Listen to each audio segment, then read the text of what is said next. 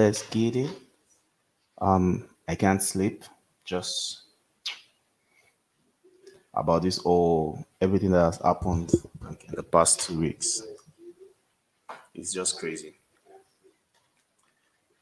It's just crazy how Nigeria has become like what who did this to us? Like Dr. Damages used to say, who did this to us? Who did this to us, God? Yeah. So you mean the whole 2 weeks of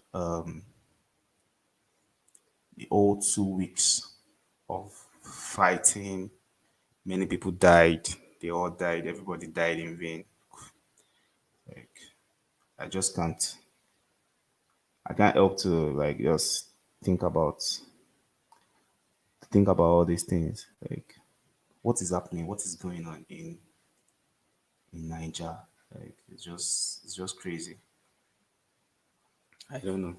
I don't know whether to vent, to cry, or to just sleep. A lot of the jokes on Twitter, like they are, how would I put it? They are quite okay, but sometimes like I start thinking like, is it even right to even laugh like at these jokes? But what can we do? We are all humans. We have to move on with life and all that. Like what I'm doing now is like trying to also move on with life and just accept the fact that I think we have lost this whole fight, and it's just crazy. Everybody wants to japa now. Everybody is trying to japa. What is trending on Twitter is japa, Atlanta, passports. People are looking for sugar mommy on Twitter, how to run away from Nigeria.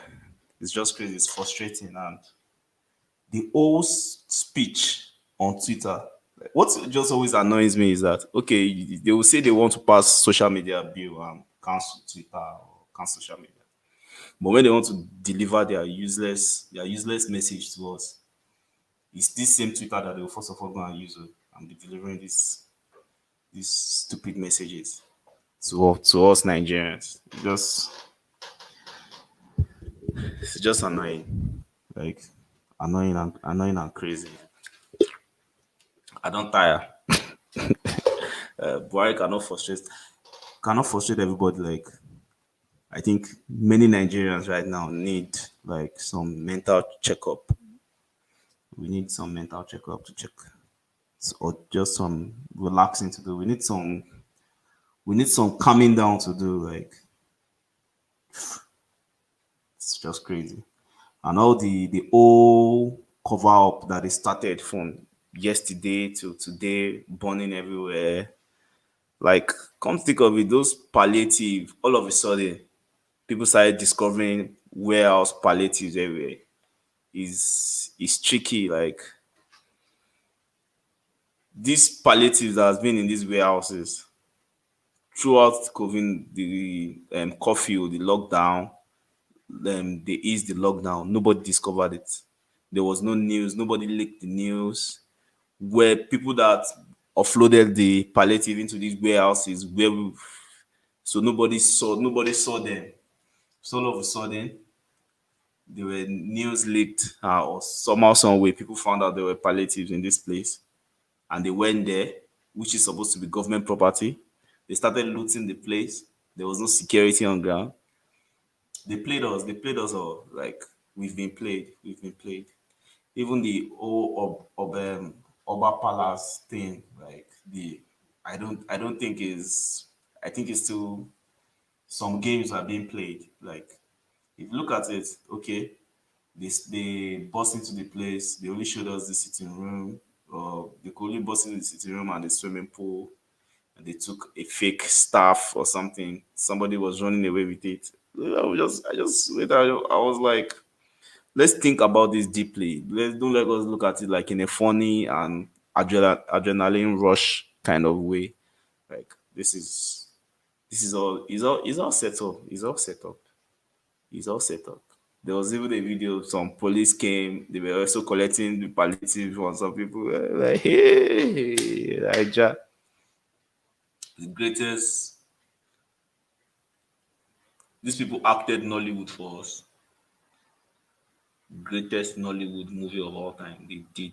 They started it gradually from bringing in thugs.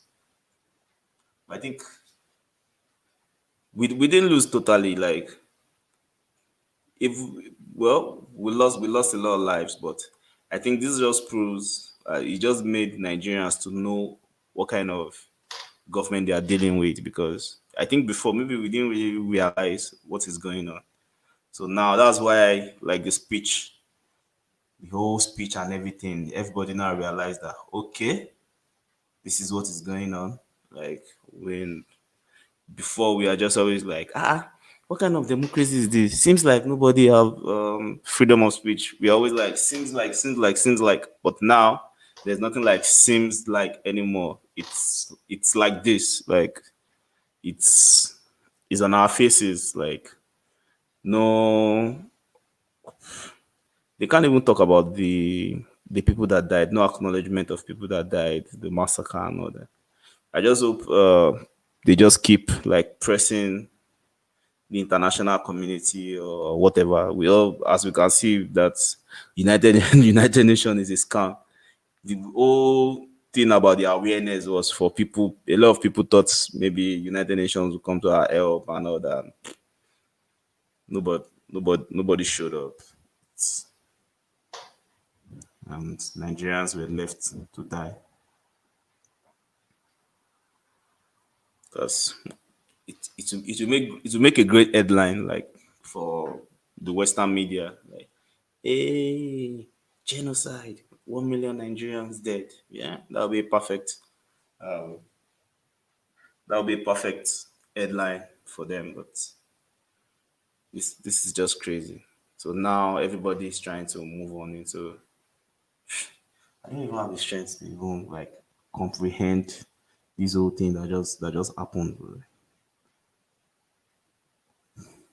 From tomorrow we'll start understanding all these things. I saw an Instagram post from Sheon Kuti was like, Buhari is not 10 years old. We might be having a government for the next 10 years, so we should prepare. Nigeria has to prepare. 2023 is far, and it might not be 2023. Maybe we are still going to like 2030. Maybe that's where the change. Maybe that's where the change is leading us to. Maybe like 2030 or 2035 or 2040. This will pass one chance. Oh my god. And it will be bloody now. Like if SARS or SWAT or whatever after this whole stuff comes back on the streets, any SARS that extorts anybody now on the road, oh my god, the kind of boldness, not even bold, like they're already bold before, like the aggressiveness will be too much now because we tried everything to stop stop them and there was a massacre. So that means they can't be stopped. It's only God that can help Nigerians because now it's either they become worse. They were already worse, but it's either they become like more deadly. Maybe like at first contact, that in the next 10 minutes, is either you're dead or alive. Like I don't even know how I'm going to explain this. Like they are just going to be deadly. They'll be super deadly. Like they'll be too deadly. Imagine now, like you you go in and you see like a SWAT guy as fast on the road now. What will it be like? You'll be like, oh yeah, come here. You have tried to end us, Abby. Oh yeah, give me money. If you don't have money, I'm going to kill you straight up. Like there'll be no pretending and no trying to even take you to some places anymore. It's crazy. Like the upcoming weeks, you just have to see. Nigeria might not last the next 2 years. before we break up, because by next week, if SARS starts harassing again, like now, people have tried peaceful protests. We have seen what what comes out from peaceful protests. Agitations will start up like in the east, maybe Port Harcourt, Biafra. People will start maybe arming themselves, and before you know, we'll have like some groups, international groups that will be supporting some groups with weapons. Make Nigeria no go become like all those Syria, Libya, and all these kind of countries. Before you know it, different groups are fighting with sophisticated weapons, and that might just be the case. But anyways, my first live stream. Let me see. Let me post the comment. Hey guys, let's see how it works. Oh. Okay. Let me see. Let me try some banners. This is not probably.